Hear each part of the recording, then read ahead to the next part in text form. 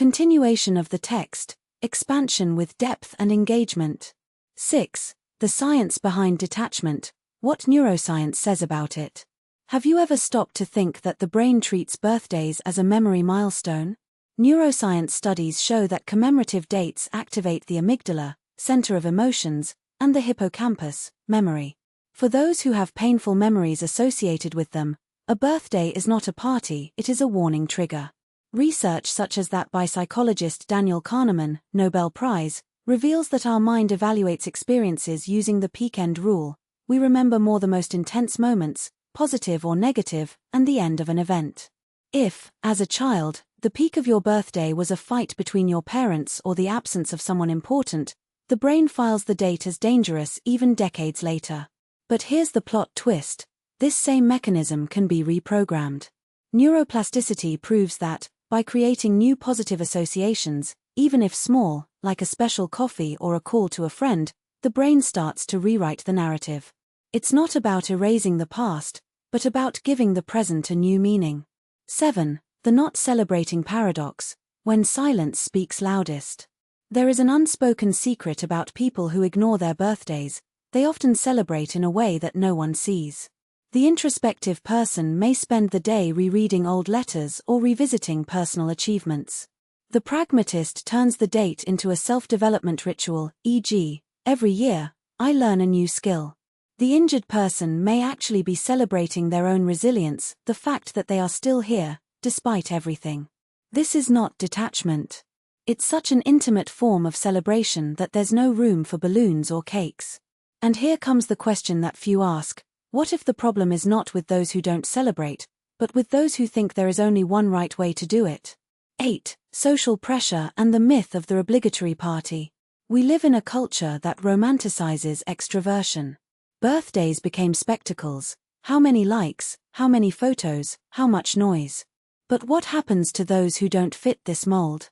The judge: wow, what do you mean you don't do anything? Are you depressed? The misunderstood: you don't like attention? How weird. The person under pressure: go, do something, otherwise the others will think it's strange. But what if the real strangeness is not celebrating, but believing that happiness has to be noisy? Anthropologist Margaret Mead once said, always remember that you are absolutely unique. Just like everyone else. In other words, your way of marking your own existence does not need validation from others. 9. Your birthday as a mirror, what your relationship with this date reveals about you. Do this mental exercise. 1. How do you feel when someone remembers your birthday? Relieved, maybe you need external validation. Indifferent, your self-esteem does not depend on others. Embarrassed, there may be fear of not meeting expectations. 2. What do you do on your birthday? Big party extroversion or need to belong. Intimate dinner values deep connections. Nothing self-sufficiency or emotional avoidance. 3. How do you react when someone forgets? It hurts, the date has unresolved emotional weight. Doesn't care, healthy detachment or protection. Feels relieved, fear of disappointing or being the center. These answers are a map of your relationship with self-love, expectations, and vulnerability. 10. The little gift you deserve, even if no one gives it. If you are one of those people who spends their birthday in silence, here is a radical proposal.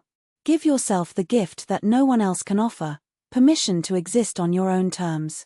Permission not to perform happiness. Permission to celebrate in secret, if you prefer. Permission to transform the date into whatever you want: a day off, planning, gratitude, or even mourning, if necessary. Because at the end of the day, a birthday isn't about the day you were born, it's about what you've done with your life since then. And that no one can judge, only you can evaluate. 11. For those who love someone who don't care about birthdays. If you have a friend, partner, or family member who ignores their own date, here is a guide to avoid mistakes. White heavy checkmark, don't press. Phrases like let's do something, please, can generate anxiety. White heavy checkmark offer, don't demand. If you want, we can have dinner. If not, that's fine. Gives them control. White heavy checkmark, celebrate their way. A book, a letter, a hug without a show. Crossmark, don't take it personally, it's not about you. It's about how they process affection. White heavy checkmark ask, but without judging, what does this date mean to you? It can open doors to understanding them. Remember, love is not measured in balloons, but in respect for other people's rhythms. 12. Birthday as a metaphor for life, lessons we take. If we look closely, the way we deal with our birthdays is a microcosm of how we approach existence. Those who celebrate with a party often embrace life with enthusiasm, but may be afraid of silence. Those who ignore the date may be learning to live without applause, but sometimes they hide a wound. Those who turn the day into a personal ritual understand that happiness is a daily choice, not an annual event. In the end, the birthday is just a mirror. He reflects what you expect from others, validation, attention, affection. What you demand of yourself, perfection, indifference, growth. How you deal with time, nostalgia, fear, gratitude. And the question that remains is, what do you want this mirror to reflect from now on? 13. An invitation to rewrite your story, if you want. If you've always avoided, hated, or ignored your birthday, here's a gentle challenge. This year, do one thing, just one, that's just yours. Could it be? Write a letter to yourself, with things only you know. Visit a place that is good for you, without telling anyone. Buy that book course object that you've been putting off for years.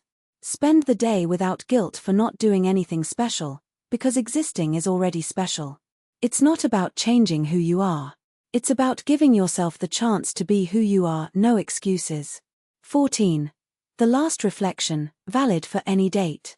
In the end, birthdays are like life. Some see them as a party, others as an ordeal, and others as a breather. But here's the truth that few speak. You don't need to justify your way of existing. If today is your birthday and you are reading this alone, no, you are not wrong. You are living the way that makes sense to you. And that, my friend, is the greatest celebration there is. 15. To end, a gift in the form of words. If you've made it this far, thank you for letting me be part of your reflection today. And like every good birthday, even the uncelebrated ones, I can't let you go without a little gift. May this year, and every year that comes, you allow yourself to take up space. Not because of the noise you make, but because of the essence you carry. Because in the great book of life, dates are just marks on paper. What really matters are the stories you write between one page and the next. Now tell me, Small Blue Diamond, can you relate to this? How is your relationship with birthdays? Small Blue Diamond, if you could reinvent your birth date, what would it be like? Small Blue Diamond, is there anyone who needs to read this? Share and tag the person. And if you want more reflections like this, activate the bell and let me know in the comments, what other emotional taboos do you want us to uncover here? Until next time. And remember, life is not about the days you count, but about the moments that make you feel. Yellow Heart. Why does this text work?